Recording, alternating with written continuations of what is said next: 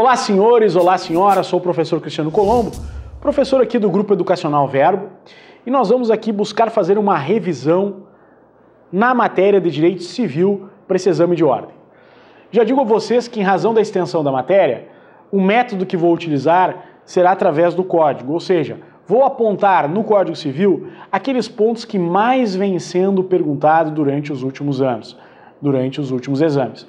Então peço a você que estiver em casa para acompanhar essa aula que abra exatamente o Código Civil e assim nós vamos debatendo e conversando sobre a matéria. Primeiramente, falo a vocês que nos primeiros artigos do Código é importante que façamos uma referência ao artigo 3º, que fala: são absolutamente incapazes de exercer pessoalmente os atos da vida civil os menores de 16 anos. Primeiramente, é importante salientar que nós tivemos em 2015 uma importante modificação legislativa que reduziu aos absolutamente incapazes tão somente os menores de 16 anos. Hoje, se você perguntar na ordem jurídica brasileira quem são os absolutamente incapazes, só tem uma hipótese para falar para você: menor de 16 anos. Também conhecido como menor impúbere. O que é um menor impúbere? Aquele que não atingiu a puberdade. E muito importante, tudo que um menor impúbere assinar é nulo, padece de nulidade. Então, questões que, por exemplo, tragam situações em que um menor celebre um contrato e um menor de 16 anos, estamos diante de um menor impúbere e também diante do Instituto da Nulidade. É nulo este contrato. Vejam que, se nós andarmos um artigo para frente, o artigo 4º, nós também enxergaremos uma série de modificações e de inovações trazidas pela lei recente, 13.146 de 2015, que acabou trazendo aqui, claro, colacionando mais hipóteses.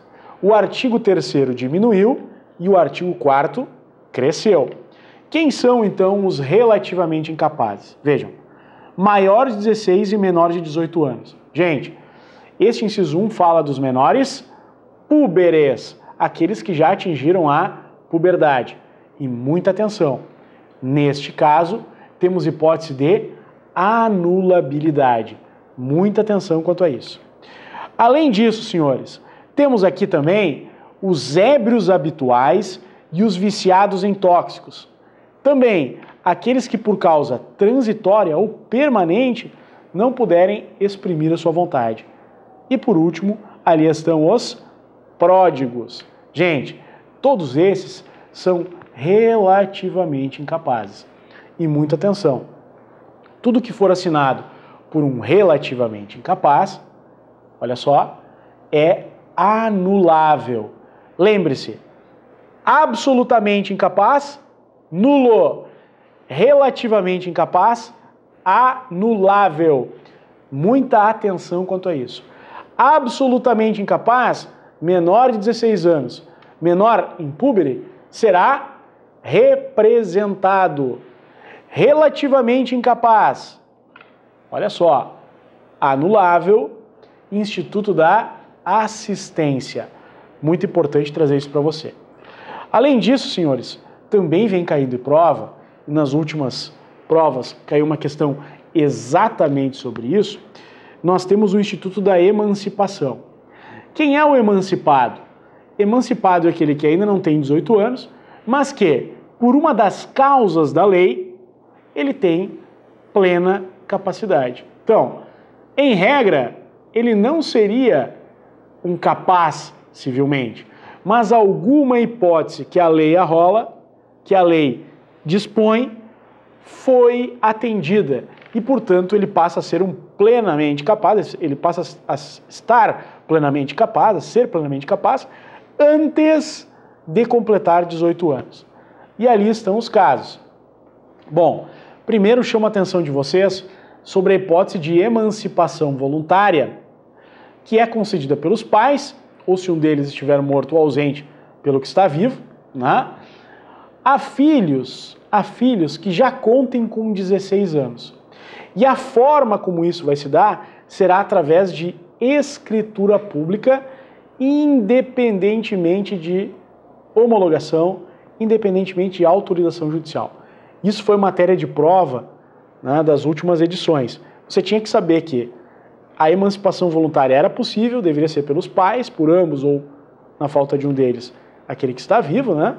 E também que a pessoa tinha que ter 16 anos e que não precisa de intervenção judicial. Isso é fundamental, por isso chamado também emancipação voluntária. No mesmo inciso do artigo 5º, parágrafo único, inciso 1, nós temos uma hipótese de emancipação judicial para aquele que está tutelado. Né? Se temos a tutela, vamos ter que ouvir o tutor e, por sentença, o juiz decide. Então, vejam, temos uma hipótese de emancipação judicial. Essas hipóteses, ambas hipóteses do inciso 1, veja, exige que tenha 16 anos. Bom, logo depois, nós verificamos 3 hipóteses de emancipação legal. Casamento, e disse casamento, não disse união estável, muita atenção quanto a isso.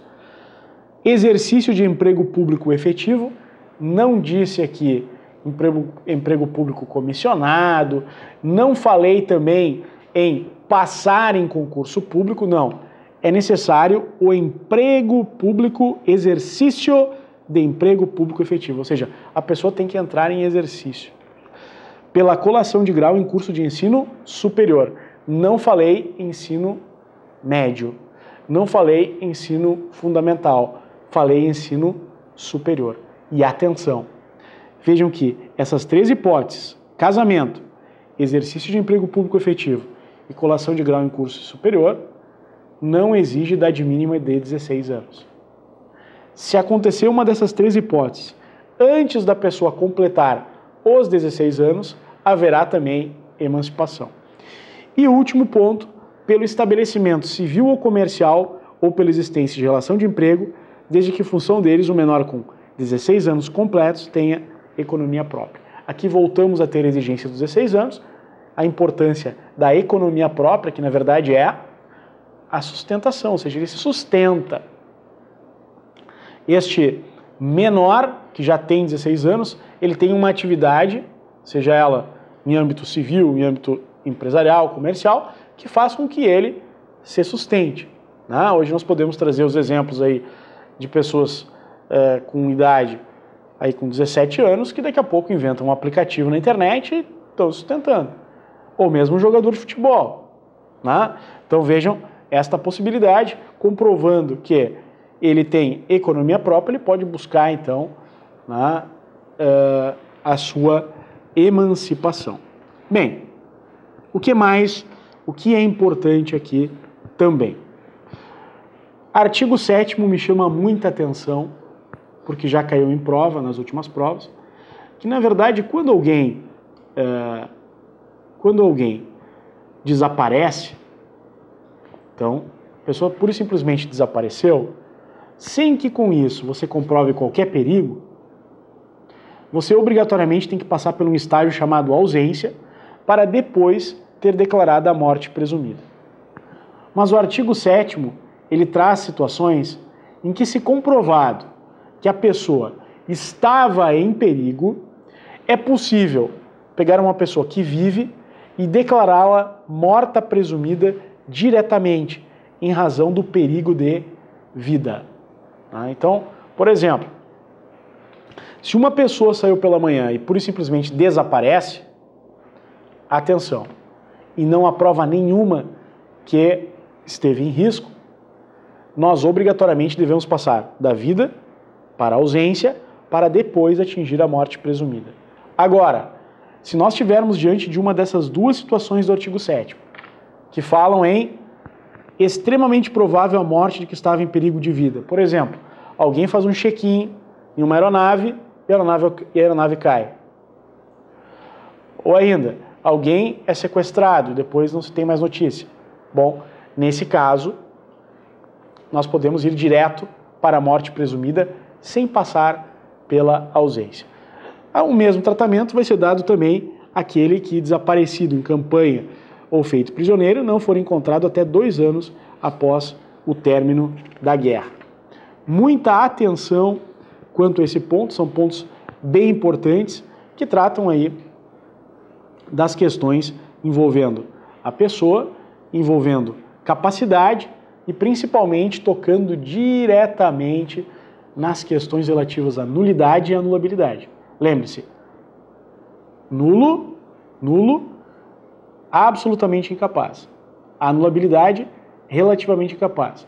Falamos aqui também em morte presumida e também declaração de ausência. A ausência quando desaparece, mas não se comprova que esteve em perigo. E morte presumida diretamente quando comprovamos que a pessoa estava em perigo de vida. Falamos da pessoa, falamos da extinção da pessoa também. Né? Vamos falar um pouquinho sobre direitos de personalidade e nesse ponto chamo a atenção de vocês exatamente sobre 2 dispositivos. Vejam, o artigo 18, que diz sem autorização não se pode usar o nome alheio em propaganda comercial.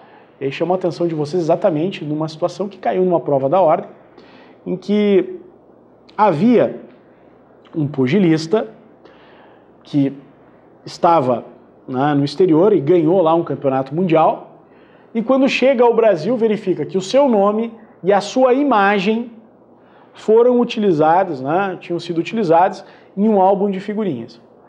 Bom, no primeiro momento ele pegou o álbum de figurinhas e ficou orgulhoso, porque na capa do álbum de figurinhas estava a foto dele e dizia os melhores pugilistas da história do Brasil. Bom, ele ficou encantado, poxa, estou aqui e tal, tá em nível mundial também, aquele álbum bem colorido, cheio de figurinha e tal. E aí pergunta-se então na prova da ordem se ele pode tomar alguma medida, porque ele não recebeu nada por isso. E está sendo explorado comercialmente o seu nome e a sua imagem. Lembre-se, artigo 18 vai ser bem importante e também o artigo 20 vai fazer com que ele possa buscar uma tutela inibitória para que pare de ser editado álbuns dessa forma, publicados, circular álbuns dessa forma, porque ele não recebeu nada por isso, ou ainda uma indenização. Alguém até pode dizer, mas professor, ele não teve um abalo da imagem, ele teve algo melhor. Sim, mas não necessariamente você precisa passar por uma situação de injúria, difamação, de calúnia para buscar esse direito. Se usarem a sua imagem em uma situação comercial e não lhe remunerarem, há direito, com certeza, de buscar, no caso, uma indenização. Então vejam, aqui nós temos os direitos de personalidade, muito importantes no nosso estudo. Senhores, também vale a pena aqui salientar e falar para vocês um pouco sobre pessoas jurídicas. E aqui, claro, eu vou dar ênfase para algumas temáticas. Vou falar para vocês inicialmente sobre a EIRELI. Olha só, artigo 44, em seu inciso 6, diz o seguinte: as empresas individuais de responsabilidade limitada são pessoas jurídicas de direito privado. Ponto importante. Vamos agora falar um pouquinho delas, Quem são elas? Nós temos lá no artigo 980-A os requisitos que começam com: a empresa individual de responsabilidade limitada será constituída por uma única pessoa titular da totalidade do capital social, devidamente integralizado, que não será inferior a 100 vezes o maior salário mínimo vigente do país. Chamo a atenção de vocês exatamente sobre este último requisito, qual seja, que não será inferior a 100 vezes o maior salário mínimo vigente no país. Ou seja, não é possível você criar uma EIRELI com um capital social de R$5.000, por exemplo. Isso está proibido pelo ordenamento jurídico. Outro ponto que queria chamar a atenção de vocês, gostaria de fazer referência, diz respeito às associações. Então vejam, aqui quando a gente fala de associação, lembra que uma associação ela não pode ter fins econômicos. Isso está no artigo 53 do Código Civil Brasileiro. E há um detalhe importante aqui em dois dispositivos que eu queria tratar com vocês aqui. Primeiro, o 55, que vai dizer: os associados devem ter iguais direitos, mas o Estatuto poderá instituir categorias com vantagens especiais. Cuidado com essa frase, cuidado com essa expressão. Por quê? Porque muita gente, em muitas provas, tem abordado esse artigo 55 da seguinte forma: os associados devem ser iguais, pelo princípio da igualdade. Portanto, não podem ter categorias diferentes de sócio. Senhores, está expresso que pode ter categoria de sócios associados com vantagens especiais, né? Tanto é que nós temos um associado atleta, o associado contribuinte, o associado patrimonial, o associado jubilado, enfim, pode fazer esta diferença, não há problema. E outro ponto importante é a qualidade do associado é intransmissível se o estatuto não dispuser o contrário. O que quer dizer isso? Né? Que a regra geral é que não é possível transmitir o título associativo, a não ser que o estatuto assim o permita, né? Então esses são pontos importantes aqui. E além disso, para a gente fechar essa questão da associação, eu lembro a vocês aqui um artigo muito importante, que é o artigo 57, que vai falar sobre a exclusão do associado. Para excluir um associado, ou seja, para você imputar-lhe uma situação de descumprimento do estatuto que vai levar a uma exclusão, ou seja, uma expulsão do quadro social, há que ser respeitado, sim, o contraditório e a ampla defesa. Não esqueça disso, que isso é fundamental, senhores, fundamental, senhoras. Bem, logo depois temos a fundação. Vou falar para vocês um pouco de fundação porque cai muito em prova. Primeiro ponto, como é que nós constituímos uma fundação? Lembre-se, para criar uma fundação tem que ser por escritura pública ou testamento. Anote isso, né? Guarde isso com você. Não é possível criar uma fundação por instrumento particular. Diz ali, por escritura pública ou testamento. E logo depois temos o coração da fundação. O que caracteriza uma fundação, que é a dotação especial de bens livres. Gente, se você estiver fazendo a prova e lá pelas tantas disser que uma pessoa jurídica formada a partir de uma dotação de bens livres, não há dúvida, a expressão dotação de bens livres volta-se à fundação. Guarde isso, que isso é fundamental, né? Ficou até bonito, né? Em matéria de fundação, é fundamental saber que se trata de uma dotação especial de bens livres. E agora, atenção. A Lei 13.151 de 2015 arrolou hipóteses de instituição de fundação. Entre elas, você pode fazer uma fundação de assistência social, cultural, de saúde, de segurança alimentar e nutricional, voltada ao meio ambiente, voltada à pesquisa, voltada à ética, à cidadania, a direitos humanos e também agora às atividades religiosas. E por que quero chamar a atenção de vocês? Porque recentemente uma questão em prova dizia o seguinte, que você foi contratado para constituir uma pessoa jurídica voltada a atividades religiosas. Bom, nesse caso você pode fazer ou uma organização religiosa, uma fundação. Só que lá pelas tantas dizia, esta pessoa jurídica é formada através de uma dotação, deverá ser formada através da dotação especial de bens livres. E aí matava a questão quem conhecia exatamente essa expressão, que dotação especial de bens livres se volta a quê? Se volta à fundação. E outro ponto importante também na matéria de fundação é que o Ministério Público velará, vigiará as fundações.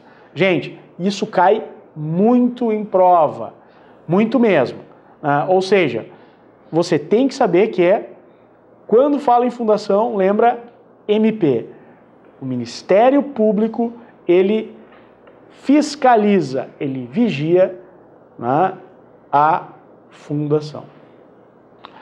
Bom, vamos adiante. Dando continuidade então ao estudo, né, sobre a matéria, além do ponto de fundações aqui, que foi importantíssimo, né, eu gostaria de falar um pouquinho para vocês sobre os defeitos do negócio jurídico. Né? Defeitos do negócio jurídico. Bom, vamos assim no quadro, daí a gente pode falar um pouquinho, né, sobre esta parte que realmente é uma parte que cai muito em prova. Só para falar para vocês aqui, nós falamos de situações de nulidade, e aqui eu coloquei os absolutamente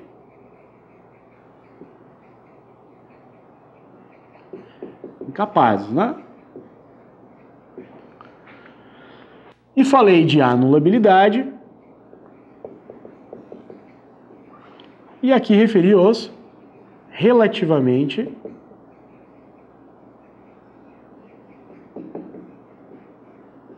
incapazes. Bem, entre eles, vejam, há uma grande diferença. Então, isto é nulo, aquilo lá é anulável. Né? Vejam que aqui nós somamos também a hipótese de nulidade à simulação. Já aqui nas hipóteses de anulabilidade, nós podemos referir o erro, o dolo, a coação, lesão, estado de perigo,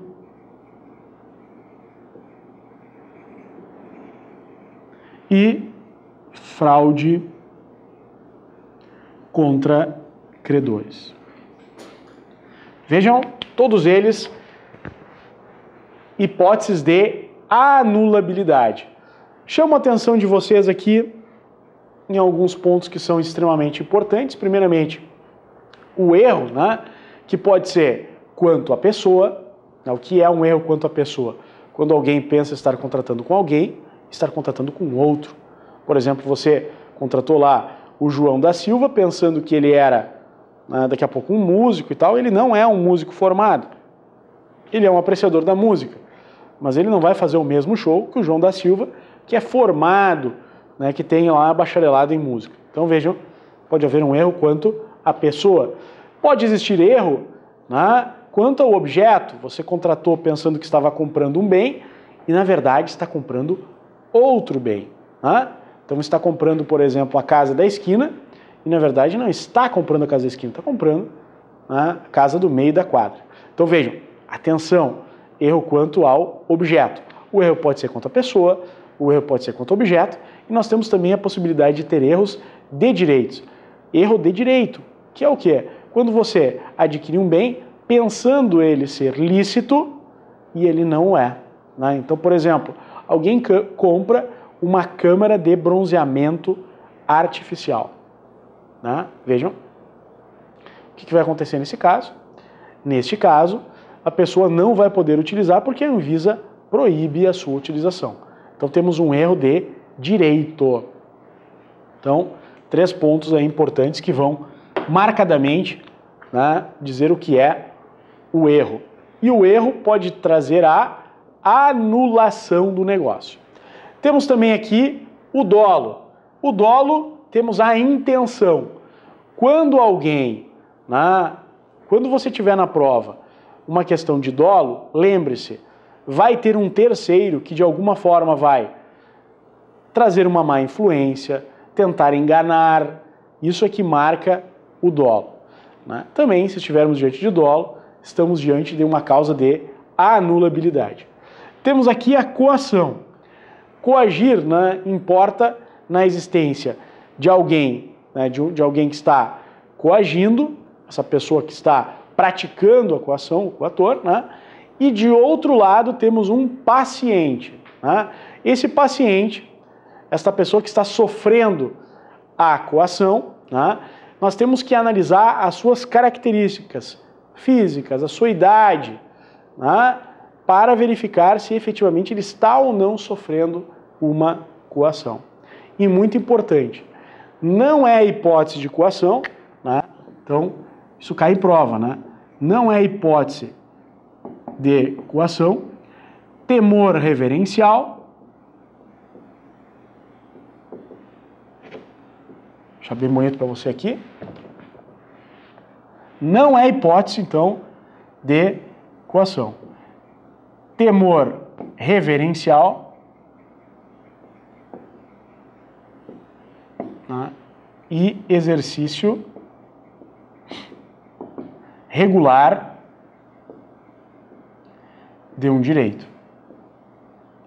Então são duas hipóteses que você não tem como enxergar como hipótese de coação. O que é o temor reverencial? Quando você acaba fazendo algo por respeito a alguém. Então daqui a pouco você assina de fiador para sua tia, né, por respeito a ela. Você não pode depois chegar em juízo e dizer, que ela era minha tia, não tive como negar. Esse é o temor reverencial.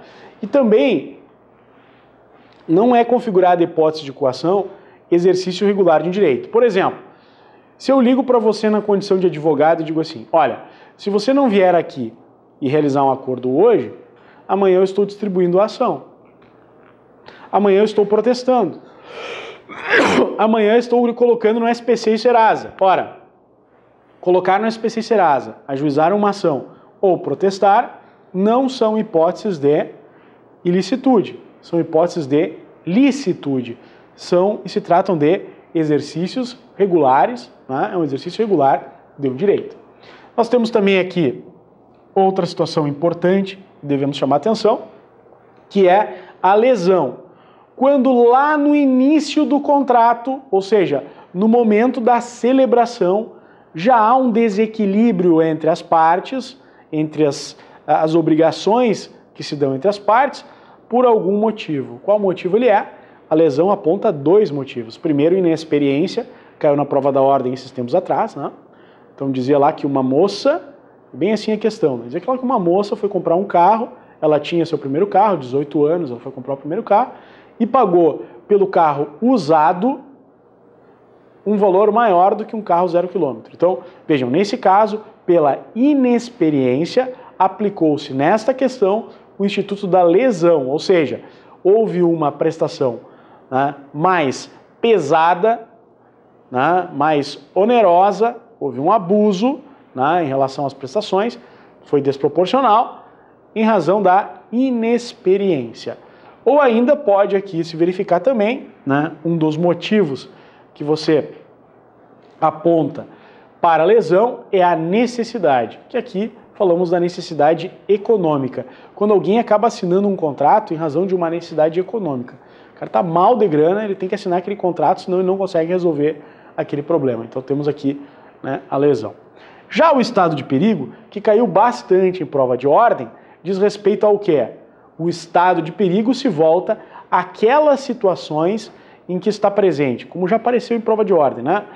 O cidadão teve que assinar um adendo ou aditivo contratual antes de uma cirurgia para um plano de saúde, fazendo com que ele tivesse que pagar uma série de situações a mais. Bom, temos aqui uma situação de estado de perigo. Outra situação, o cidadão teve que assinar lá um contrato ou fazer um pagamento, né, ou contratar uma determinada equipe médica por um valor extremamente elevado porque não haviam outros médicos, como caiu nas últimas provas aí. Não havia outros médicos na cidade e teve que se submeter a um valor altíssimo a pagar. Bom, aqui também estamos diante de estado de perigo, né? Deixar um cheque para caucionar, aí daqui a pouco esse cheque ter um valor elevadíssimo. Também estamos diante de um estado de perigo. Tudo isso como caiu nas últimas provas, certo? E temos aqui ainda a fraude contra credores. Lembre-se, fraude contra credores é a possibilidade de ajuizar a ação pauliana. Atenção, o que visa, qual é o objetivo da ação pauliana?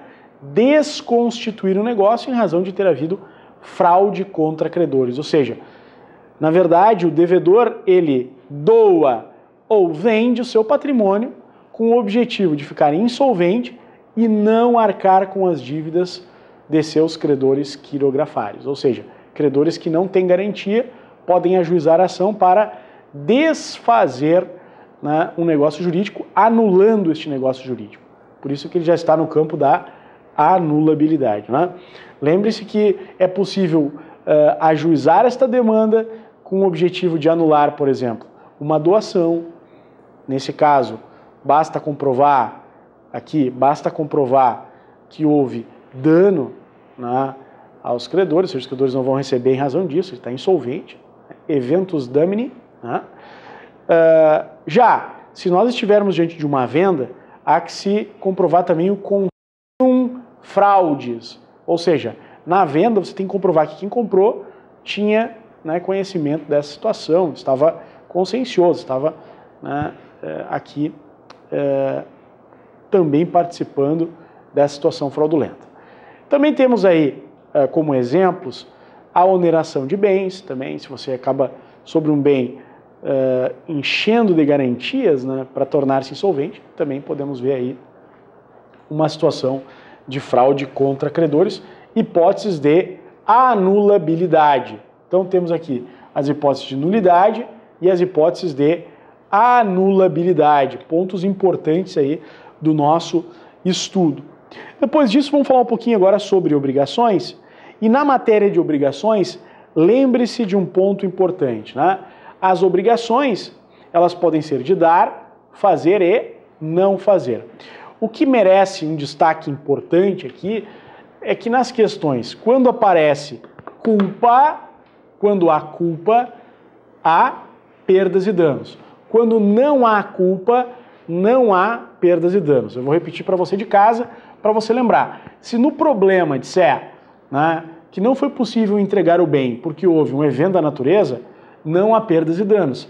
Pura e simplesmente resolve-se a obrigação e, claro, se eu sou o dono do bem e te vendi e já recebi o preço e houve um problema e o bem pereceu, o que eu vou ter que fazer? Pura e simplesmente devolver o dinheiro. Não tenho como ajuizar uma ação requerendo perdas e danos, porque a regra é clara, né? Primeira regra, quando há culpa, há perdas e danos. Quando não há culpa, não há perdas e danos. Isso é muito importante. Outra regra, res perit domino. O prejuízo deve ser suportado pelo dono. Ponto bem específico aí, né, para você que está se preparando. Lembre-se que as obrigações de dar divide-se em coisa certa e coisa incerta. Obrigações de dar coisa certa, aquelas plenamente identificadas. Coisa incerta, aquelas que são, né, aqui destacadas, são indicadas pelo gênero e pela quantidade, né? E lembre-se que uma obrigação de dar coisa incerta, enquanto incerto, claro, enquanto você tem lá um bem incerto, não pode se alegar perda ou deterioração, ainda que por força maior ao caso fortuito.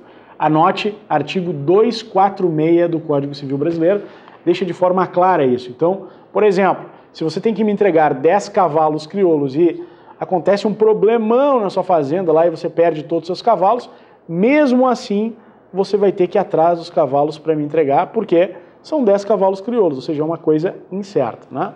Pense nas vacas, né? Você tem que me entregar 10 vacas holandesas. Ora, se as suas vacas holandesas morreram, vá comprar vacas holandesas para me entregar. Agora, diferente se eu comprei a malhada, a mimosa e a mococa. Aí são 3 vacas plenamente identificadas, coisa certa. Se acontecer alguma coisa com elas, eu vou ter que analisar. Houve culpa, há perdas e danos. Não houve culpa, pura e simplesmente resolve-se a obrigação. No campo da obrigação de fazer, também aqui nós vamos aplicar as regras da culpa, quando há culpa e quando não há culpa. Ok. Mas também vamos aqui falar sobre a obrigação de fazer fungível e infungível. Lembre-se, quando a obrigação de fazer for infungível, significa que ela é insubstituível, ou seja, uma determinada pessoa, em razão de sua habilidade ou em razão de um contrato, somente ele pode realizar aquele serviço. Se somente ele pode realizar aquele serviço, né, claro, se houver culpa e ele não realizar, perdas e danos. Caso não haja culpa, por exemplo, um músico, um cantor que fica afônico por uma situação de doença, ele não pode ser responsabilizado porque não houve culpa. Claro, ele vai ter que devolver o ingresso que ele recebeu, ok? Mas ele não pode ser responsabilizado por perdas e danos. Assim também aplicamos as obrigações de não fazer, quando não há culpa. Estou obrigado a não dar publicidade a fotos, mas uma ordem judicial vem e determina, bom, não tenho culpa, vou ter que demonstrar, vou ter que exibi-las, não há perdas e danos. Agora, eu me obriguei a não exibir as fotos e eu exibo essas fotos a terceiros com culpa, logo, perdas e danos.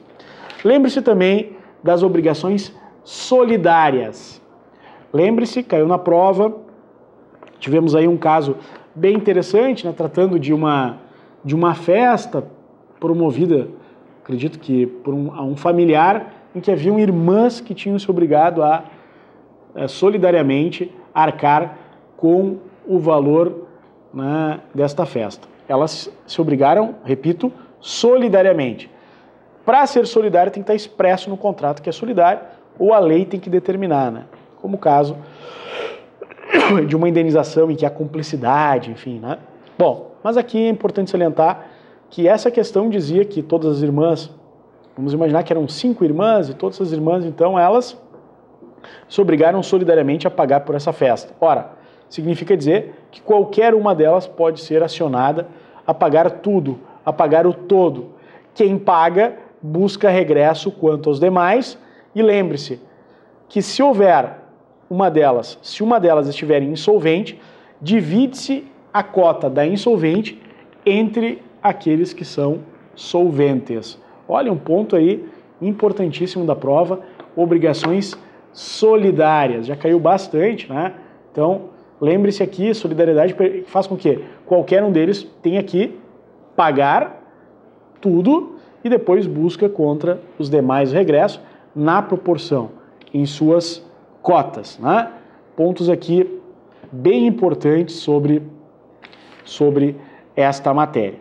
Bem, dando sequência aqui também no nosso estudo, adentramos aí na área de contratos, né? Chamo a atenção de vocês para pontos bem relevantes, entre eles o artigo 425, que diz, né, é lícito às partes estipular contratos atípicos, observadas as normas gerais fixadas neste Código.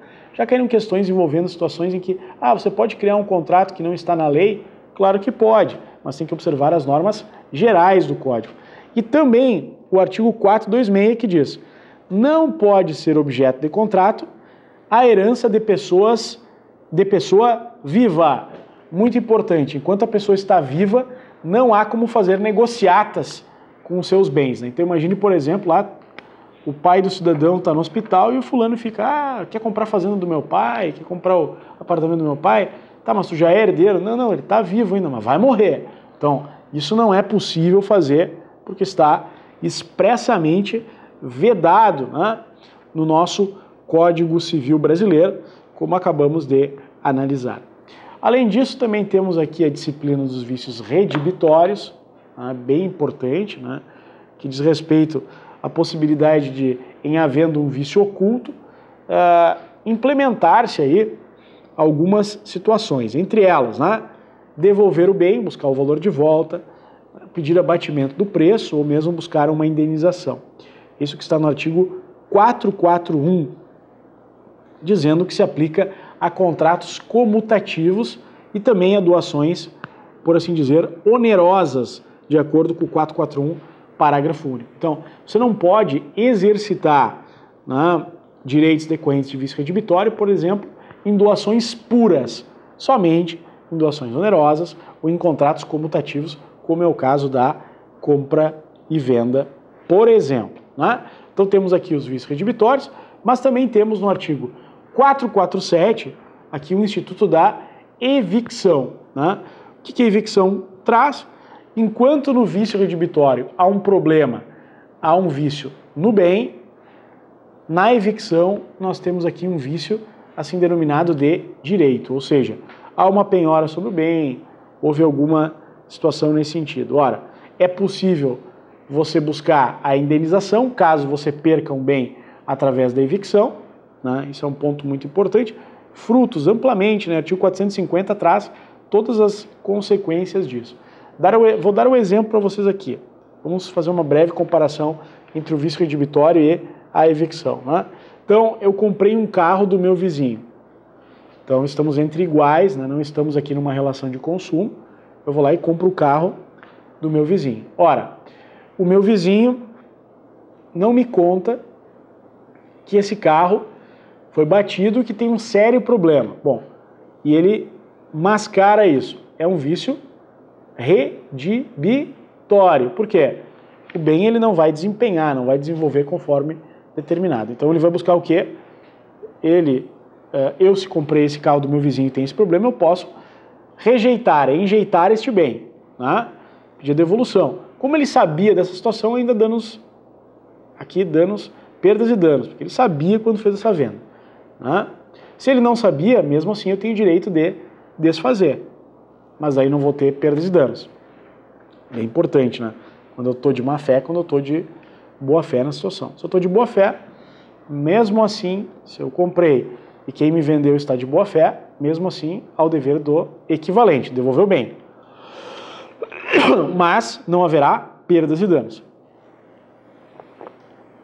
O equivalente é o valor do bem. Perdas e danos são: eu tive lá que ter custo com isso, né, perdi tempo, deixei de lucrar, aquela coisa toda.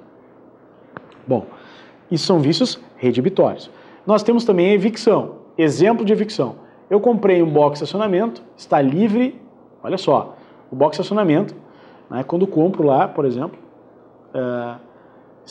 não tinha nenhum problema, enfim, estava livre para utilizar, tudo certo, mas daqui a pouco compro, tiro a matrícula, tem uma penhora sobre esse bem. Bom, claro, eu vou me defender embaixo de terceiro para liberar o bem, mas se eu não conseguir liberar, vou perder esse bem.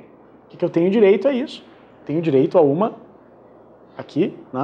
ao preço que eu paguei, as indenizações, tudo isso que eu tenho. Isso é o instituto da evicção. Enquanto o vício redibitório há um defeito na coisa, a evicção há um vício de direito. Ou seja, o bem está de alguma forma, penhorado, enfim, tal. Isso é um ponto importante aí acerca desta matéria. Em matéria de contratos, né, vale a pena aqui fazer referência às cláusulas especiais de compra e venda. Lembre-se que vem caindo na prova retrovenda, caiu na prova. Lembre-se, só se aplica a bens imóveis, né, e você tem o direito de exercitar o retrato. Direito de retrato significa de recobrar o bem, consignando, se for o caso, se houver recusa ou resistência, judicialmente esse valor para que este bem retorne à sua propriedade.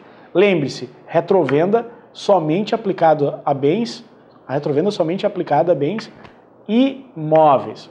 Já a preempção, prelação ou preferência, que é a mesma coisa, preempção, prelação ou preferência, aplica-se tanto a bens móveis como a bens imóveis, né? Ambas as situações, né? Prelação, preempção ou preferência, né?